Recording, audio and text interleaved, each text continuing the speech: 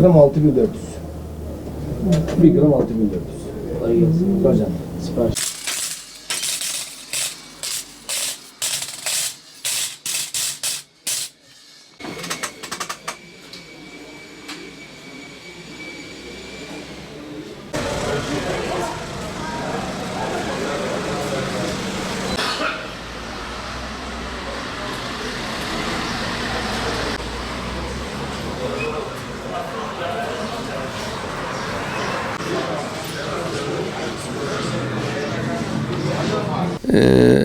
İran Amerika Savaşları'nın başlamasıyla insanlarda büyük bir panik oluştu ilk etapta.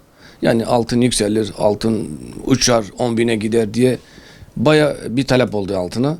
Biz de baya altın yetiştiremiyorduk artık satım için. Genelde de has altına talepler baya yüksekti. İnsanlar alsın da sonra da zarar etmesin. Kısa sürede kara dönüştürüp geri satsın diye. Ama bunu herkesi ters köşe yaptı. Çünkü bu bir petrol savaşıdır. Petrol savaşında petrolün yükselmesi, enflasyonun yükselmesi demektir.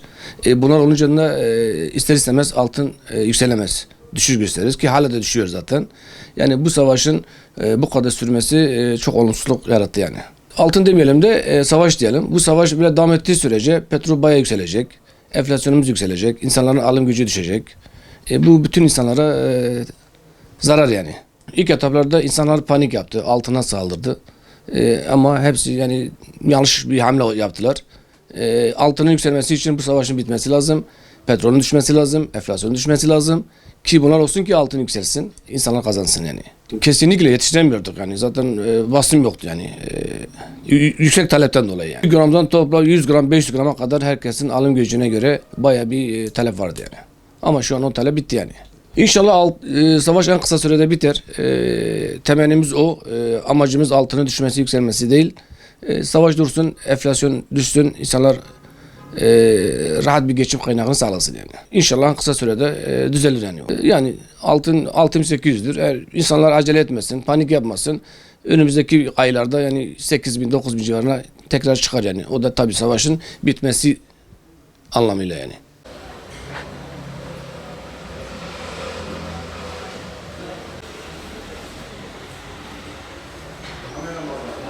Şimdi altın bu savaştan önce çok rağbet görüyordu. Dünyadaki belirsizlikler, Amerikan saldırgan politikaları, bütün bunlar altına rağbeti artıran şeylerdi. Ama daha sonra gel gör ki şu İran Savaşı'nda savaş başladığı günde de yine altın zirve yaptı. Daha sonra Hürmüz Boğazı'nın kapanmasıyla dünyadaki petrol fiyatlarının artması altının düşmesine vesile oldu, sebep oldu diyebiliriz.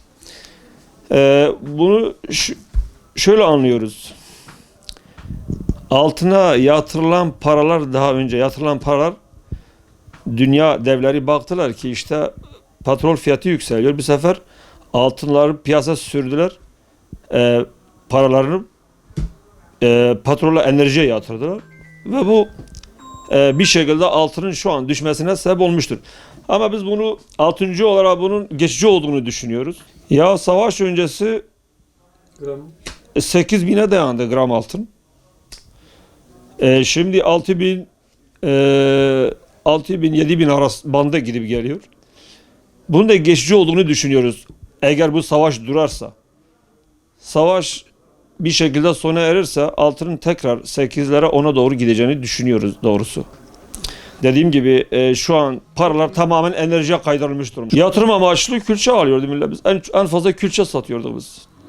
Yani yatırım amaçlı külçe. Millet külçe alıyor bizden. 24 ayar paket külçe alıyor. Şimdi dediğim gibi altının düşme sebebi İran'daki Körfez krizidir. Şu an Körfez açılırsa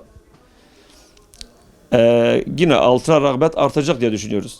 Tabii bu hemen artar mı? Şöyle bir durum da var mesela. Körfez şu an açılsa dahi o eskisi gibi o tedarik zincirinin tekrar eskisi gibi faaliyete geçmesi için yine bir seneyi bulur diye düşünüyoruz. Ama her halükarda yine altındır. Millet altından soğumasın diyoruz yani. Şu an piyasa biraz temkinli. Bizim piyasamız diyelim yani. Altın şu an biraz temkinli. Yani düşmesine rağmen. Ancak şöyle bir durum var dediğim gibi. Bu tamamen savaşla endeksli bir şeydir. İran savaşı durursa altın yine rağbet görür diye düşünüyoruz. Durum böyle. Benim şu an vatandaşlara çağrım şudur, müşterilerimize biraz sabırlı olmalarını tavsiye ediyorum. Yani şu an altın düştü, daha da düşecek diye bir paniğe kapılmasınlar. Altın yine altındır. Bizim nezdimizde altın yine en güvenli limandır. Dediğim gibi şu an Hürmüz Boğazı krizi biraz dünya altın piyasalarını etkilemiş. Ve bunun da geçici olduğunu düşünüyorum. Şu an bütün dünya devlerinin bu savaşın durmasına ihtiyaçları vardır. Avrupa'sından tutun Orta Asya'ya kadar şiddetle ihtiyaçları vardır. Ve bir şekilde bu savaş duracak diye düşünüyoruz Allah'ın izniyle.